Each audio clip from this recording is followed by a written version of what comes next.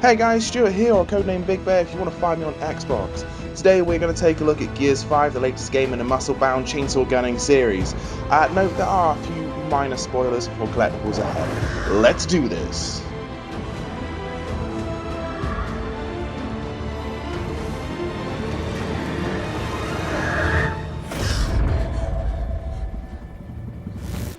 Okay, so I've not completed this game yet, but right now I can tell you it is brilliant. But there are a few bad things we should get out of the way first. I've been playing this game on Xbox Game Pass, so this may not apply to all of you, but I found two glaring problems.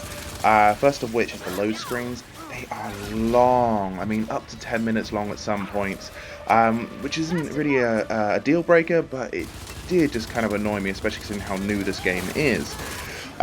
There's also a couple of game-breaking problems. I had to reload the game a few times. At one point I was in an area, I cleared the room, and then nothing happened. I found the door where I could go, but I couldn't exit. Restarted, and turns out a boss was supposed to appear, so I killed him and carried on. I can't really say if any of this happens in multiplayer. I've not actually played it at all, to be honest. I will get around to it, and I will do a separate review for you guys. But if you want to see a little taster of that, go find my Gears of War tech test demo. That should give you a rough idea of how I feel about multiplayer in Gears of War. Okay guys, so now the good. The game is really pretty. You just take a look at the screen right now. You can see that once you're out in the snow, everything just pops.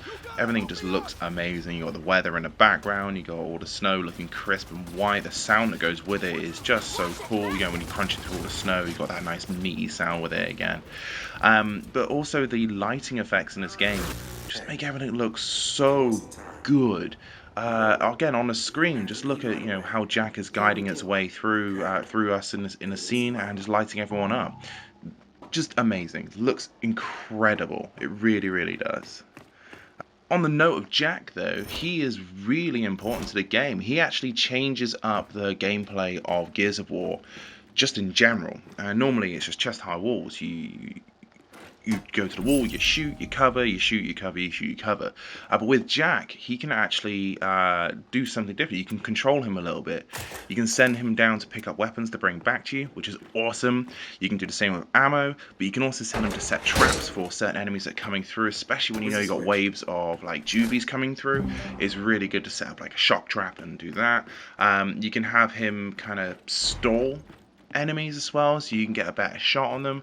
He's just a game changer. In fact, you can upgrade him as well. It's just really nice to have that kind of small RPG element to it, but using like a skill tree. You can upgrade obviously his health, you can upgrade his stealth abilities, you can upgrade his attack abilities. Just really, really cool stuff, and a refreshing change for Gears of War to kind of change that thing up as well. Makes the pace of the game, makes the pace of the fights just change and alternate a little bit better and feel a lot more fun. And I really, really, really enjoy Jack. I can seriously see why Del and Baird have such affection for him, because Jack's my little buddy, and every time he goes down, I just want to help him.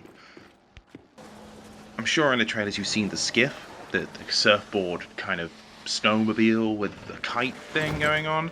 That adds loads of fun to use as well. And once the game opens up into the open world style part of the game, you're basically riding around on this skiff, going across all the snow, going across all the terrain. I was jumping off stuff as much as I could. Anytime there was a cliff, I flew off it as much as I could, and it was good fun. But it's not just for traversing as well. You can actually store weapons on the skiff itself. So you can switch out that ratty old Enforcer for this relic sniper rifle, this relic long shot, which fires 2 bullets once you actually get the perfect reload. It's really cool. It means you can adapt and change to certain areas. I mean, there was one area I got stuck on, kept getting killed quite a lot, and every time I reloaded, I went back and I would switch out a weapon, try something new, and kind of give the game a go that way. It was a really, really nice addition, and the fact that it's fun to ride is really cool as well. You can't ride the skiff and battle people at the same time, so it's not like Mad Max in that sense, or even Zelda.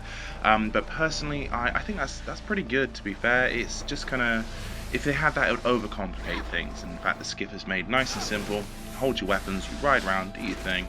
I think that's really, really good and perfect for that. So So this review is more of an impressions style review. I haven't completed the game, but I am going to give it a score with maybe the intention of changing it later, depending on how I feel at the end of the game, and once I play the multiplayer as well, I can give it a more rounded thing.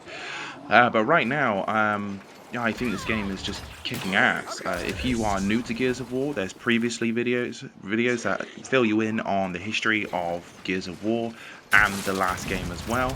If you're a veteran, you can just watch those and refresh yourself, which is always nice. But you can go into this game and find tons and tons of references to the original games. Honestly, I found loads of stuff and I was really happy with it. Even certain things that were mentioned as well, like Dell mentioned something and I was like, oh, that's a nice little reference right there.